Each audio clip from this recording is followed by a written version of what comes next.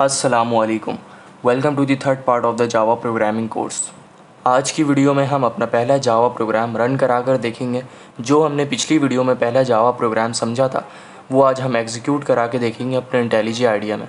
और आज का हमारा टॉपिक होगा वेरिएबल्स एंड डाटा टाइप्स। तो फिर स्टार्ट करते हैं।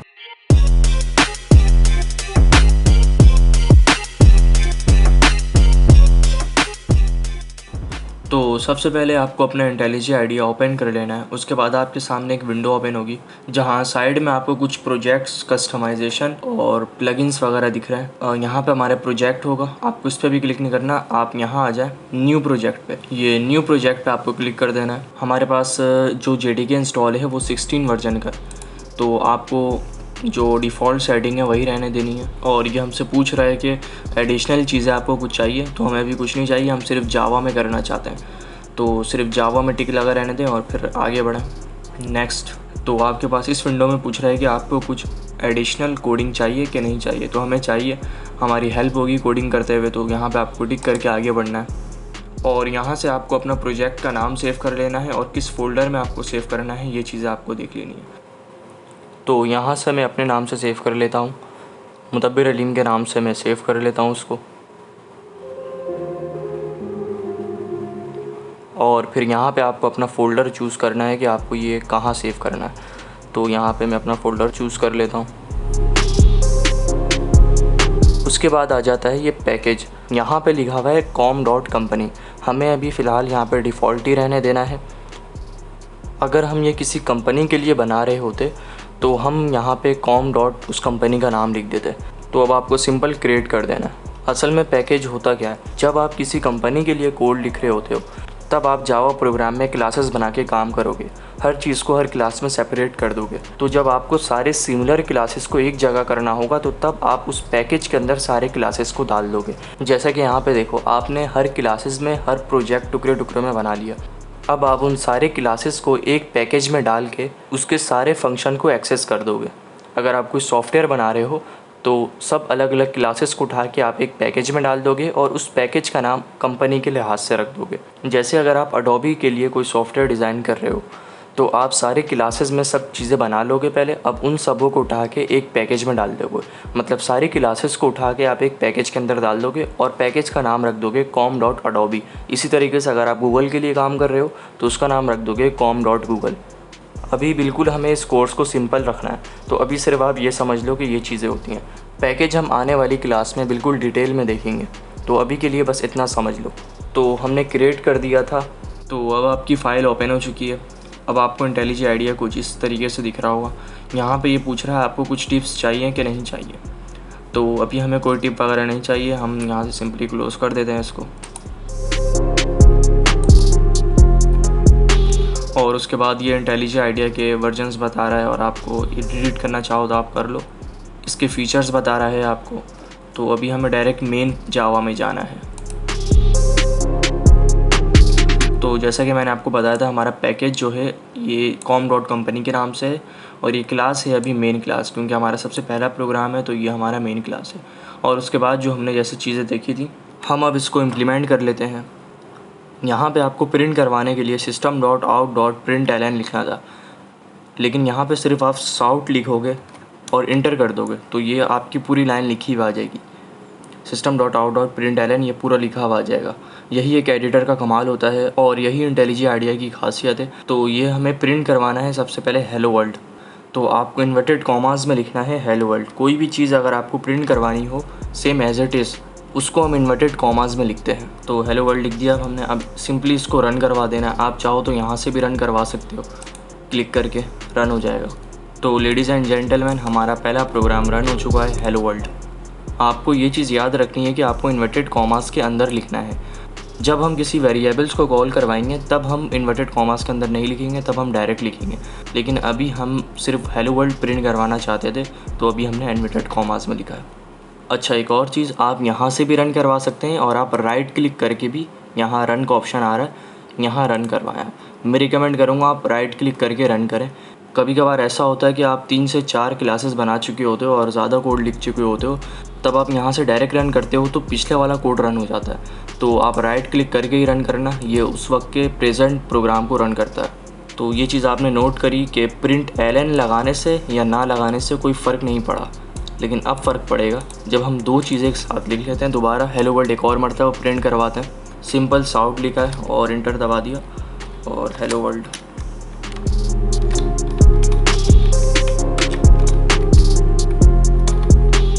और राइट क्लिक करके रन। तो ये चीज़ आपको अब नज़र आ गई होगी। बड़ा कर देता हूँ मैं कि हेलो वर्ल्ड दो मरतबा प्रिंट हुआ और बीच में स्पेस भी नहीं है और एक साथ एक लाइन में ही प्रिंट हो गया। तो अब इससे ये मालूम होता है कि जब हम ln लगाते हैं, ln लगा के एक मरतबा रन कर लेते हैं,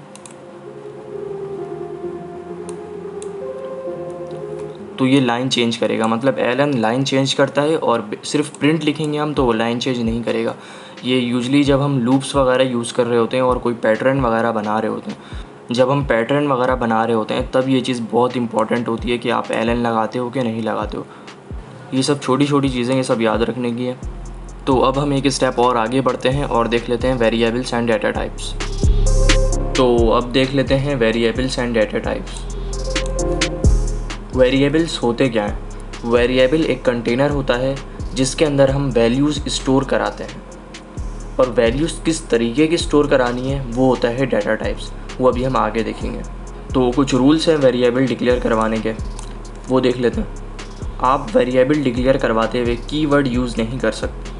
कीवर्ड मतलब जैसे कि पब्लिक होता है, वाइड, स्टैटिक, फ्लोट, बूलियंस, ब्रेक, इसके अलावा भी होते हैं इंट, चैर। ये सब कीवर्ड आप इस्तेमाल नहीं करवा सकते वेरिएबल्स में, करवाओगे तो एरर आएगा। दूसरा रूल बोलता है आप कोई भी नंबर से वेरिएबल का नाम नहीं रख सकते। मतलब जैसे कि 4 मुदब्बिर, 12 एरे वगैरह, और भी कोई भी नाम रख लो। जैसे कि स्टार्ट में आप नंबर नहीं लिख सकते, ये अलाउ नहीं करता। आप नाम लिखने के बाद नंबर डाल सकते हो, नाम लिखने के बीच में नंबर डाल सकते हो। और तीसरा रूल कहता है आप कोई भी वर्ड में स्पेसिंग नहीं दे सकते। मतलब जैसे कि मैं अगर मुदब्बिर अलीम लिखता हूँ तो मैं इन दोनों के बीच में स्पेस नहीं दे सकता। मैं इन दोनों को डायरेक्ट लिख सकता हूँ मुदब्बिर अलीम, वो सही होगा, लेकिन मैं डायरेक्ट इस तरीके से नहीं लिख सकता, स्पेस दे के नहीं लिख सकता। तो ये है 3 रूल। दोबारा से एक मरतबा रिवाइज़ कर लेते हैं। हम कोई भी कीवर्ड इस्तेमाल नहीं कर सकते, कोई भी डिजिट नंबर इस्तेमाल नहीं कर सकते अपने नाम से पहले। बाद में हम नंबर लिख सकते हैं और बीच में भी हम नंबर लिख सकते हैं, लेकिन शुरू में हम नंबर नहीं लिख सकते। और तीसरा रूल कहता है हम 2 वर्ड के दरमियान स्पेस नहीं दे सकते, हमें दोनों वर्ड को कनेक्ट करके लिखना होगा। और आखिरी लाइन ये लिखी है, आप इन तीनों रूल को फॉलो करते हुए कोई भी अल्फ़ाबेट, कैरेक्टर, नंबर वगैरह यूज़ कर सकते हो। जैसा कि आप एंड, हैश, ब्रैकेट वगैरह सब यूज़ कर सकते हो इन तीनों रूल को फॉलो करते हुए। अब देख लेते हैं डाटा टाइप्स। डाटा टाइप्स 2 तरीके के होते हैं, एक होता है प्रिमिटिव डाटा टाइप्स और दूसरा होता है नॉन प्रिमिटिव डाटा टाइप्स। पहले देख लेते हैं primitive data types. Primitive data types 2 तरीके के होते हैं, एक होता है बुलियन और दूसरा होता है न्यूमेरिक। पहले न्यूमेरिक देख लेते हैं। न्यूमेरिक में आ जाता है इंटीग्रल, जिसमें हम वैल्यूज़ स्टोर कराएंगे, और दूसरा आ जाता है करैक्टर, जिसमें हम नाम या करैक्टर स्टोर करवा सकते हैं। तो इंटीग्रल में भी 2 तरीके के आ जाते हैं, एक होता है फ्लोटिंग पॉइंट और दूसरा होता है इंटीजर पॉइंट। इंटीजर के अंदर हम डाल सकते हैं बाइट, शॉर्ट, इंट, लॉन्ग, ये आ जाता है इंटीजर के अंदर। दूसरा आ जाता है फ्लोटिंग पॉइंट, फ्लोटिंग के अंदर फ्लोट है और डबल है। इन दोनों में फ़र्क क्या है? फ़र्क सिंपल सा ये है, फ्लोटिंग पॉइंट्स में आप पॉइंट्स में वैल्यू स्टोर करा सकते हो और इंटीजर में आप एक इंटीजर ही स्टोर करवा सकते हो। मतलब आप इसमें सिर्फ नंबर स्टोर करा सकते हो। 2, 4, 50, 500, 1000 और 10,000, यहाँ तक एक लिमिटेड है, आप इतनी वैल्यूज़ स्टोर करवा सकते हो। और इसमें भी आप पॉइंट्स के सारे वैल्यूज़ स्टोर करवा सकते हो। अगर छोटे पॉइंट के वैल्यू अगर आपको स्टोर करवाना है तो आप फ्लोट में करवाओगे, अगर आपको बड़ी वैल्यूज़ पॉइंट में स्टोर करवाना है तो आप डबल में करवाओगे। अब इनके स्टोरेज देख लेते हैं। बाइट मतलब होता है स्टोरेज और बिट्स होता है साइज़। तो अभी जो इसके स्टोरेज है इसमें आप 1 बाइट है, इसमें 1 बाइट है मतलब आप एक वैल्यू स्टोर करवा सकते हो।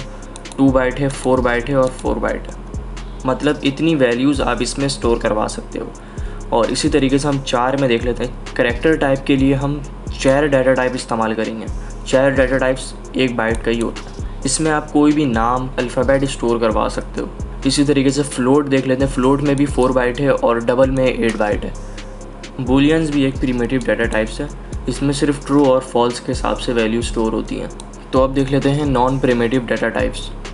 नॉन प्रिमिटिव में स्ट्रिंग आ जाता है और एरे आ जाता है। ये पूरा एक अलग टॉपिक है। स्ट्रिंग में आप कोई भी पूरा नाम स्टोर करा सकते हो और एरे में आप जितनी चाहे चीज़ें, नाम हो या नंबर हो, अनलिमिटेड चीज़ें आप स्टोर करवा सकते हो एरे बना के। ये पूरा टॉपिक अलग है, इसको हम आने वाली क्लासेस में देखेंगे। तो ये सब है डाटा टाइप्स। अब हम देख लेते हैं इन सब के साइज़ वगैरह।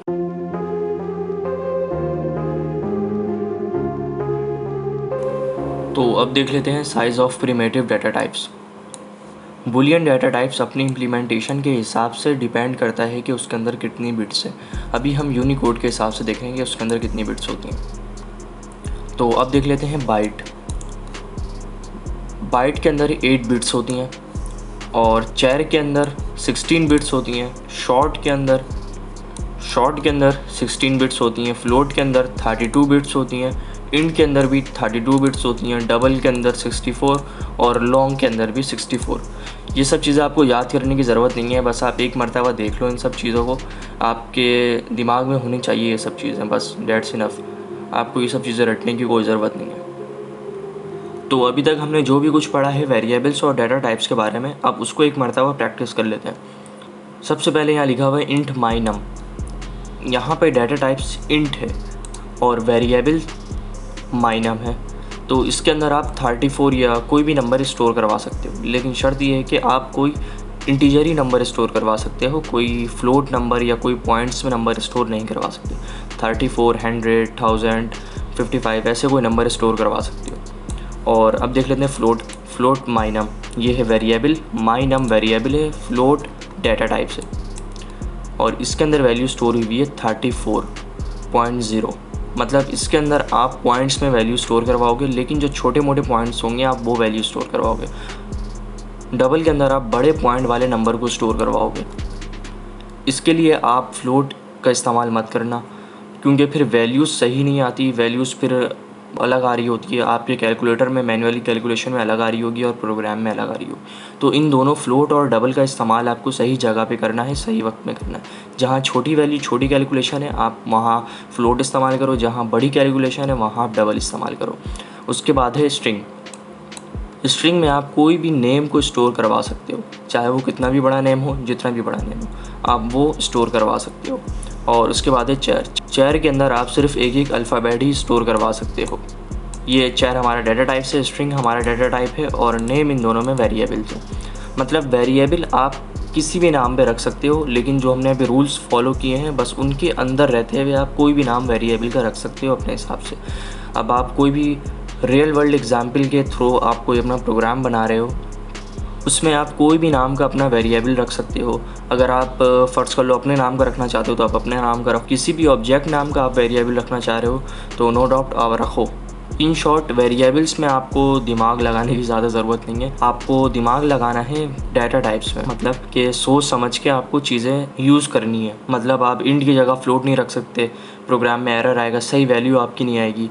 स्ट्रिंग की जगह आप चैर नहीं रख सकते, प्रोग्राम में एरर आएगा। इस तरीके की मिस्टेक आप नहीं करना। तो अब हम देख लेते हैं इंटेलिजेंट आइडिया में इन सब चीज़ों को इम्प्लीमेंट करके एक मरतबा, ताकि आपके सारे कॉन्सेप्ट क्लियर हो जाए। तो अब हम इंटेलिजेंट आइडिया में आ चुके हैं और यहाँ पे एक मरतबा हम सारे रूल्स को फॉलो करके देख लेते हैं। तो हमने रूल पढ़ा था कि हम वेरिएबल्स में कीवर्ड इस्तेमाल नहीं कर सकते, तो वो हम चेक करके देख लेते हैं। तो यहाँ हम लिख लेते हैं एक डाटा टाइप ले लेते हैं इंट नाम का, जिसमें हम इंटीजर वैल्यूज़ स्टोर करवाएंगे। तो इंट पब्लिक लिख के देख लेते हैं। ये आपका यहाँ एरर आ रहा है। जैसे जैसे हम आगे प्रोग्राम कोड लिख रहे होंगे तो हमें ये चीज़ का अंदाज़ा होता रहेगा कि इंटेलिजेंट आइडिया में जो चीज़ें कीवर्ड हैं वो ऑरेंज से दिख रही होती है। वैसे तो ये एक थीम है, आप थीम चेंज करोगे तो कोई भी चीज़ें अलग कलर में दिख रही होगी, लेकिन जो कीवर्ड है वो सारी चीज़ें किसी एक सेम कलर में दिख रही होगी आपके पास। तो अभी आप जैसा देख सकते हो आपके प्रोग्राम में यहाँ पर एरर आ रहा है, तो आप कीवर्ड इस्तेमाल नहीं कर सकते। लेकिन हाँ, अगर मैं पब्लिक की जगह P बड़ा कर दूँ तो देखें आप, बिल्कुल सही है, ये एरर नहीं दे रहा।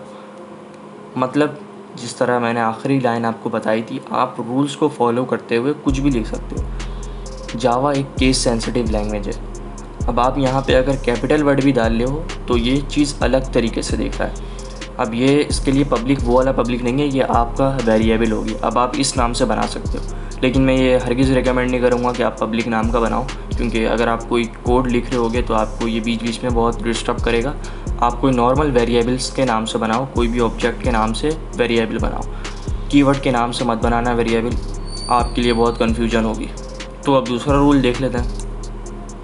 दूसरे रूल में था आप कोई भी नंबर पहले ही नहीं लिख सकते, मतलब कोई भी नाम से पहले आप नंबर नहीं लिख सकते। अब लिख के देख लेते हैं हम यहाँ पे, जैसे कि 4 मुदब्बिर लिख लो, आप अपना नाम लिख के चेक कर लो, देख लो आप यहाँ पे एरर दे रहा है, मतलब आप यहाँ पे नाम नहीं लिख सकते। इसका मतलब ये नहीं कि आप नंबर लिख ही नहीं सकते, आप लिख सकते हो। आप किसी भी नाम के दरमियान में 4 डाल दो, एंड में 4 डाल दो, इट्स ओके, कोई मसला नहीं है, ये चीज़ें एरर नहीं देंगी। लेकिन अगर आप पहले लिखते हो तो वो चीज़ एरर देगी। और तीसरा रूल था हमारा कि हम अपने वेरिएबल के नाम में स्पेस नहीं दे सकते, स्पेस इज़ नॉट अलाउड। तो अब हम ये देख लेते हैं स्पेस। मैं लिख देता हूँ मुदब्बिर और अलीम लिख देता हूँ यहाँ पे स्पेस डाल के। तो ये देखें आप, यहाँ पे स्पेस हमने दिया तो ये चीज़ एरर दे रही है, तो ये भी नहीं अलाउ है। आप स्पेस में नहीं लिख सकते, आपको स्पेस ख़त्म करना पड़ेगा। तो अब जैसे स्पेस ख़त्म किया हमने, तो अब देख सकते हैं ये एरर खुद ब खुद ख़त्म हो गया। तो ये एक छोटा सा इम्प्लीमेंट था जो मैंने आपको करके दिखा दिया। तो उम्मीद है आपको ये क्लास पसंद आई होगी और आपके सारे कॉन्सेप्ट छोटे मोटे क्लियर हो गए होंगे कि हम क्या क्या रूल्स हमें फॉलो करने होंगे वेरिएबल्स बनाते हुए। और डाटा टाइप्स को हम और डिस्कस करेंगे इंशाल्लाह अगली क्लास में। पूरा हम डाटा टाइप्स को इस्तेमाल करके देखेंगे कि कैसे क्या चीज़ें वर्क कर रही हैं, तो हम वो नेक्स्ट क्लास में देखेंगे। लेकिन अभी के लिए आपका वेरिएबल का कॉन्सेप्ट सारा क्लियर हो गया। अगर आपको एक बार में वीडियो समझ नहीं आई है तो आप 2 मरतबा देख लो, कोई मसला नहीं है।